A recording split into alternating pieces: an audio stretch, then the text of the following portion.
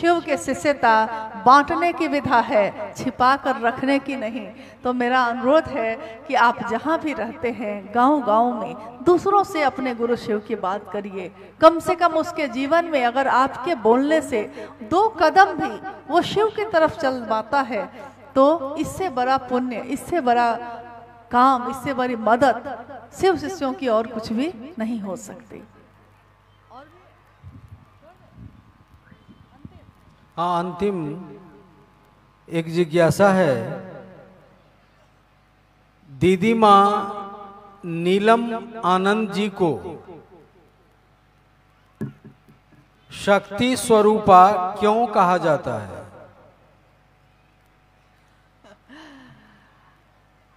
दीदी माँ नीलम आनंद जी को शक्ति स्वरूपा क्यों कहा जाता है, मैं खुद भी कहती हूँ उनको, और गुरु भाई गुरुवान भी कहते हैं। शक्ति स्वरूपा मतलब शक्ति का स्वरूप जो हो, अपना रूप जो उसका है, वो क्या है? इस धरती पे जो जीवन उन्होंने जिया है, माँ नीलम आनंद जी की बात हो रही है, अभी जिज्ञासा उसी पे। साहब हरिंद्रानंद जी के साथ उनका विवाह हुआ 22 मई 1972। झारखंड में अब है वो, पलामू जिला है, मनातूगढ़ में उनका विवाह हुआ। जब साहब का विवाह हुआ उनसे, उस समय वो एक राज परिवार की बेटी, और साहब के पिताजी भी एजुकेशन डायरेक्टर उस समय बिहार के थे। दोनों का परिवेश बिल्कुल अलग अलग था। इनका शिक्षा का था, उनका राज परिवार का था। एक तरफ जहां शिकार करना, जंगल में जाना शान की बात थी, दूसरी तरफ किताबों की दुनिया थी। वो दोनों के जीवन की पृष्ठभूमि जो है परिवार की एकदम अलग अलग थी, लेकिन उस परिवेश से दोनों एक जगह एक हुए। कहते हैं, और संत ज्ञानदेव जी ने भी कहा है कि इस धरती पे अगर घास की एक पत्ती भी उगती है तो शिव और शक्ति के अन्योन्याश्रित प्रेम के कारण उगती है। यानी एक ऐसा प्रेम जो एक दूसरे में ऐसा रचा बसा है कि मिलके जीवन देता है। शिव की शिष्यता का प्रारंभ जब हुआ 1974 में, उस समय वो साहब की अर्धांगिनी धर्मपत्नी के रूप में उनके साथ थी। साहब हरिंद्रानंद जी ने पहला पत्र लिखा था उनको, और उस पत्र में उन्होंने लिखा था कि नीलम, मैंने शिव को अपना गुरु बना लिया है, तुम भी शिव को अपना गुरु बना लो। उस समय वो मनातू में थी। माँ नीलम आनंद जी को जब ये पत्र मिला अपने पति का, उन्होंने अपने पति के जीवन को देखा कि गुरु की तलाश में, सही गुरु की तलाश में ये कितना भटक रहे थे। और उन्होंने जब ये पत्र पढ़ा कि शिव को ही गुरु बना लिया है और तुम भी बना लो, तो उनके मन को एक इतनी शांति अजीब सी मिली। उनको लगा कि मेरे पति के जीवन को अब ठौर मिला। और जब साहब और दीदी माँ मिले, साहब ने उनसे पूछा कि क्या सचमुच शिव गुरु हैं? माँ ने कहा कि हाँ हैं। बाद के जीवन में जब जब साहब ने कहा कि क्या लोग मेरी बात सुनेंगे, जब मैं लोगों से कहूँगा कि मैंने शिव को गुरु बनाया है, तुम भी अपना गुरु बना लो, क्या नीलम लोग मेरी बात सुनेंगे? और माँ कहती हाँ सुनेंगे। ये संबल, ये अन्योन्याश्रित प्रेम जिसने शिव शिष्यता की धारा का विस्तार कर दिया इस धरती पे, ये दोनों के असीम प्रेम से उपजा था। और वो एक तरफ साहब लोगों को ईश्वर की प्रेरणा, शिव की प्रेरणा दे रहे थे, और एक तरफ माँ नीलम आनंद उसमें सामर्थ्य और शक्ति भर रही थी। तो देखिए, माँ और पिता अपने बच्चे को जन्म देते हैं, पिता शिक्षा देता है, माँ उसको पोषण देती है, भोजन और ममता। उसके हारते हुए मन को, निराश मन को फिर से उम्मीदों से भरती है, कहती है कि नहीं, हारो मत, थको मत, आगे मंजिल है। और ये शिव के शिष्यों को जो रास्ता साहब ने दिखाया, उस रास्ते पे चलने के लिए माँ नीलम आनंद जी ने अपने आंचल की छाया की। यहाँ बैनर लगा है, भगवान शिव गुरु है, शिव की शिष्यता का ये मार्ग है और मंजिल है भगवान शिव स्वयं। मंजिल के तरफ चलने का रास्ता, सामर्थ, ताकत एक माँ के रूप में, एक शक्ति के रूप में, एक ऊर्जा के रूप में जो माँ नीलम आनंद जी ने दिया है।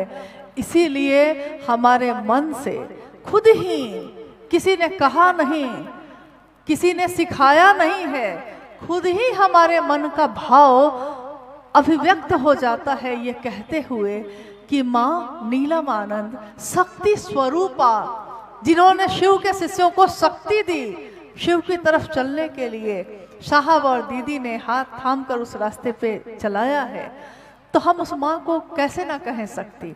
शक्ति यानी शिव की ऊर्जा, शिव की, सब तो उस शिव का ही है। इसलिए हम कहते हैं ये हमारे मन के भाव हैं, अभिव्यक्त हो जाते हैं। और कोई है? छोड़ दे। और कुछ है? छोड़ दे। एक बोल दे।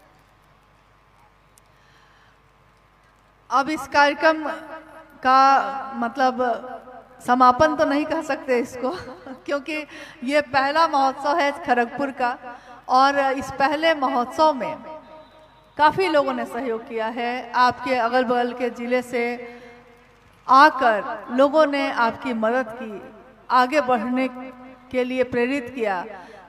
उम्मीद है आप भी दूसरों के साथ ऐसा ही करेंगे, आप भी उनकी मदद करें, उनको महादेव की तरफ लेकर चलें। रास्ते में खड़े हो जाने पे दूसरे नहीं चल पाते, तो साथ चलिए भी और दूसरों को चलाइए भी। और जिज्ञासा है कि शिव को भगवान के रूप में हम सभी पूज ही रहे हैं, तो उनको अलग से गुरु बनाने की क्या आवश्यकता है? आज के इस कार्यक्रम का ये अंतिम जिज्ञासा है। शिव को भगवान के रूप में हम पूज रहे हैं, भगवान के रूप में उनकी पूजा हो रही है, तो अलग से गुरु के रूप में हमको करने की क्या जरूरत है? बात तो सही है, मतलब सामान्य तौर पे देखिएगा तो बात तो सही है ना कि भगवान के रूप में तो हम पूज ही रहे हैं। शिव ईश्वर के रूप में, ईश्वर के रूप में वो शिव संसार को चलाते हैं, और जो मांगते हैं हम, महादेव औढ़रदानी है ना, भोला है वो, शंभू है। हम शिव पे जल चढ़ाते हैं, अपने भाव से उसको पूरित करते हैं, फूल चढ़ाते हैं और कहते हैं महादेव मेरे परिवार को देखना, हमको ये देना, हमको वो देना। ईश्वर के रूप में वो भावातीत सत्ता है, मतलब भाव से भी परे, जो मांगा है जिसने दे दिया है, विवेक नहीं रखा कि क्या क्या उसके लिए अच्छा होगा ये या नहीं होगा। जैसे सबसे प्रसिद्ध उदाहरण है इसमें रावण का। रावण के बारे में कहा जाता है कि वो शिव के परम भक्त थे, शिव की आराधना उन्होंने की लंबे समय तक, और शिव से वरदान भी प्राप्त किया, शिव के भक्त के रूप में जाने जाते थे। तीनों लोगों की संपत्ति मांग ली शिव से, शिव की आराधना करके, उनकी तपस्या करके शिव जब प्रकट हुए, उन्होंने कहा क्या मांगते हो भक्त, क्या मांगते हो? रावण ने कहा तीनों लोगों की संपत्ति दे दो महादेव। ईश्वर के रूप में महादेव ने दे दिया। नतीजा उसका क्या हुआ पूरी दुनिया जानती है। ईश्वर के रूप में उन्होंने जो मांगा सो दे दिया। अब तुम जानो, तुम्हारा काम जाने, तुमने मांगा है मैंने दे दिया है। लेकिन उन संपत्ति को और शक्ति को संभालने का ज्ञान नहीं मांगा। सामान मांग लिया, ज्ञान नहीं मांगा। मुझको याद है कि जब शुरू शुरू में गैस चूल्हा आया था, बहुत लोगों को गैस चलाने नहीं आती थी, लकड़ी के चूल्हे पे खाना बनाते थे हम लोग, तो गैस जलाने नहीं आता था। तो डर से बहुत लोग उसका नॉब नहीं घुमाते थे, क्योंकि पता नहीं था ना कि कहीं आग लग गई तब। और आश्चर्य लगता था, चमत्कार लगता था कि ये लाइटर से ऐसे करने पे आग कैसे लग जाती है उसमें, और गैस अगर इधर आग लग गई तो हम ही को लग जाएगी। देखिए, लेकिन जब पता चल गया कि नॉब घुमाओ और लाइटर वहीं पे रखे रहना, नॉब घुमाना और लाइटर जला देना या माचिस जला देना सीख लिया हमने, तो है वो विध्वंसकारी। अगर गैस का सिलेंडर फट जाए घर में तो पूरे घर में आग लग जाए, लेकिन उस विध्वंसक चीज को भी कैसे नियंत्रण में रखना है इसका ज्ञान ले लिया।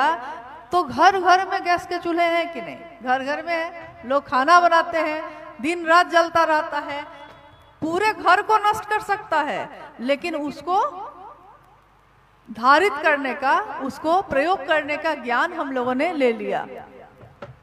इसी तरह शिव से आया, ईश्वर के रूप में आई हुई चीज हम मांग सकते हैं, महादेव दे देते हैं, लेकिन उसको संभालने का ज्ञान अगर नहीं लिया तो फिर वो व्यर्थ हो जाता है। कहा भी गया है, कहावत है इस पे कि कूत पूत कपूत तो क्या धन संचय, और पूत सपूत तो क्या धन संचय। दोनों स्थिति में पूत यानी पुत्र आपका अगर सपूत है, अच्छा है, तो धन नहीं संचय किया है आपने, तो वो धन कमा लेगा ज्ञान से।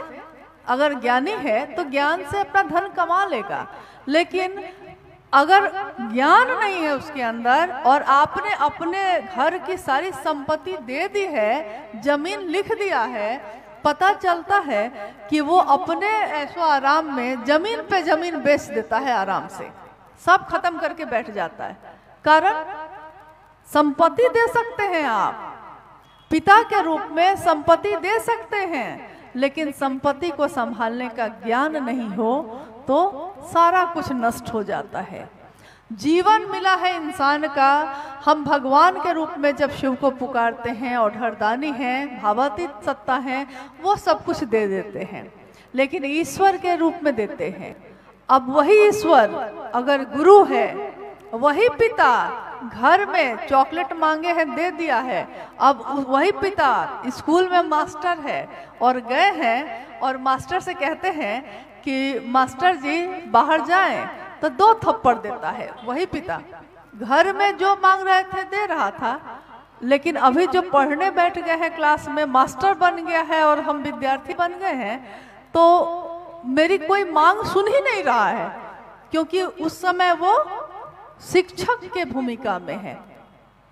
उस समय वो ये समझा रहा है कि पढ़ो तभी तुम्हारा जीवन बनेगा, अभी खेल कूद नहीं होगा, पढ़ाई होगी।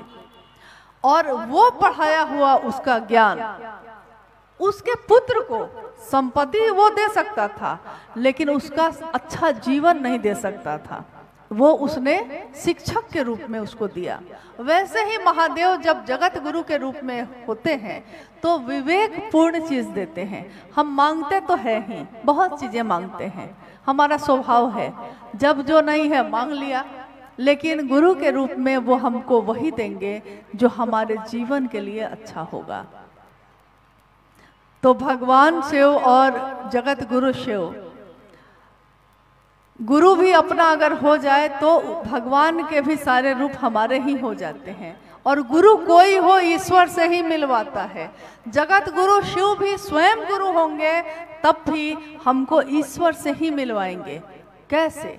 हमारे मानसिक स्तर तक उतरकर, हम जिसमें समझ सकते हैं। एक बच्चा, हम बीए पढ़े हुए हैं, एक बच्चा बीए नहीं पढ़ा है, वो अभी पढ़ने बैठा है मेरे पास, तो उसको हम लाइन खींचकर बताते हैं कि बाबू लाइन को ऐसे खींचो, क लिखो, अ लिखो, ए लिखो। हम बहुत पढ़े हैं, बीए पास है, लेकिन वो बच्चा अभी आया है, तो उसके मानसिक स्तर पे उतरकर जो वो समझ सकता है, उस स्तर पे, उस नीचे तक उतरकर, और तब गुरु ज्ञान देने की जिम्मेवारी वहन करते हैं। हम जितना समझ सकते हैं उस स्तर पे उतरकर वो अक्षय स्रोत शिव, उस स्तर पे उतरकर धीरे धीरे हमारे ज्ञान का परिमार्जन करते हैं, बढ़ाते हैं, और एक दिन हमारी समझ में ये आ जाता है कि कुछ भी यहाँ होता नहीं है, रहना नहीं देश वीराना है, यह जीवन कागज की पुरिया, बूंद परे खुल जाना है। यह जीवन चल रहा है, योजना पे योजना हम बना रहे हैं, संपत्ति पे संपत्ति हम इकट्ठी कर रहे हैं, लेकिन अगले ही पल क्या होगा इसका पता नहीं, अगले पल की खबर नहीं है, और योजना है सालों साल की।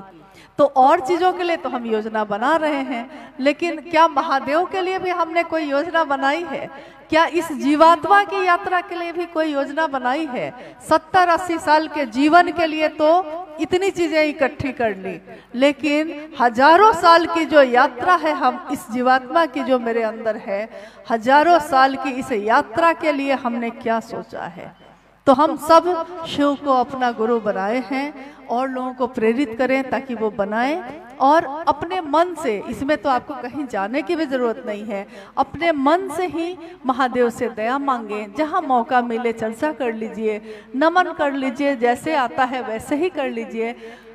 कोई भाषा, जिस भाषा में आपको आती है वही भाषा से कर लीजिए। नमः शिवाय से मन है नमः शिवाय से कर लीजिए, यानी प्रणाम कर लीजिए, और महादेव के लिए अपने मन में धीरे धीरे थोड़ा समर्पण, थोड़ी एक निष्ठता लाने की कोशिश करिए।